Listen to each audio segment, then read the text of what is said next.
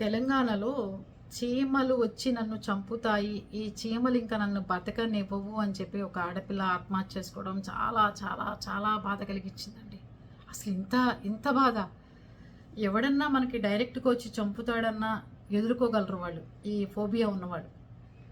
లేదంటే ఎంత పెద్ద తగాదాన్నైనా ఎదుర్కోగలరు, ఎంతమందితో అయినా గొడవ పడగలరు. కానీ కొన్ని కొన్ని ఫోబియాలు ఉంటాయి, వాళ్ళకి పల్లిని చూసినా పొద్దింగని చూసినా మనం కూడా అరుస్తాం, చిరాకు వస్తుంది వాటిని.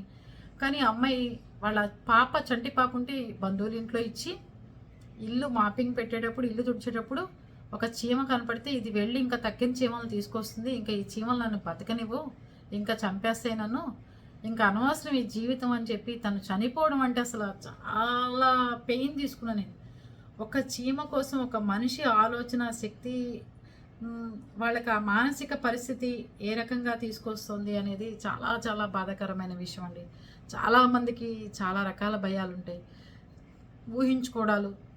అక్కడ చీమ ఇంకో చీమని వెళ్ళి తీసుకొచ్చి నన్ను పిక్కు తింటాయి. చీమ ఏమవుతుంది, కుడితే కాసేపు కుడితే, అన్ని చీమలు కుడితే ప్రాణం అనేది మనిషికి పోదు కదా, ఆ ప్రాణం పోదు కదా అనే ఆలోచన శక్తి కూడా వాళ్ళకి లేకుండా, ఇలాంటి వాళ్ళకి ఎవరైనా ఇంట్లో తోడుండి, అత్తగారో అమ్మో ఎవరో కూడా తోడుండి వెనకాల మంచిగా మైండ్ సెట్ చేస్తుంటే బాగుండేదేమో అనిపించింది.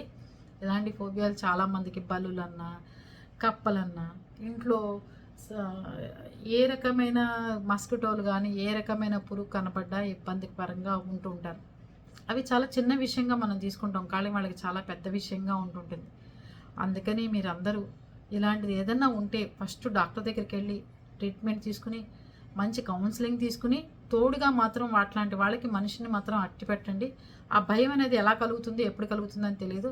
పైగా అన్నవరం మొక్కుంది, ఎల్లమ్మ తల్లికి వడి బియ్యం పోయాలి, ఈ మొక్కులు ఉన్నాయి ఆ మొక్కులు ఉన్నాయి, తిరుపతి మొక్కుంది, నీ చెప్పావమ్మా, కానీ నీ కూతుర్ని చూసుకోవాలని నీకు అనిపించలేదు. చూసావా, కూతుర్లు పిల్లలు కొడుకులు కానీ అన్యాయం అయిపోతున్నారని ఏ ఆడపిల్ల ఆలోచించుకోకుండా ఒక స్వార్థపూరితంగా నేను చచ్చిపోతే ఈ సమస్య పరిష్కారం అయిపోతుందని ఆలోచించి చనిపోవడం అనేది కరెక్ట్ కాదని చెప్తాను.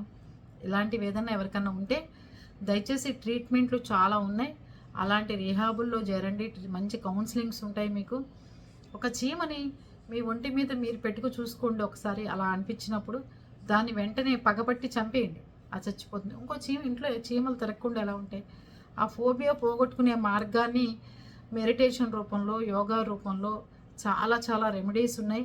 అలాంటివి చేసుకుంటూ దాంట్లోంచి బయటకు వచ్చే ప్రయత్నాలు చేయండి. ఏ జబ్బులోంచి ఏ వ్యాధిలోంచి బయటికి రాని మనిషి అంటూ లేడు ప్రపంచంలో. ఆ జబ్బు మూలంగా చనిపోవాల్సిన అవసరాలు కూడా లేవు, అంత టెక్నాలజీ పెరిగిపోయింది మనకు కూడా. అర్థమైందా? ఆలోచించండి. ఇలాంటి ఫోబియా ఉన్నప్పుడు డాక్టర్ దగ్గర ట్రీట్మెంట్ తీసుకోండి. ఓకేనా?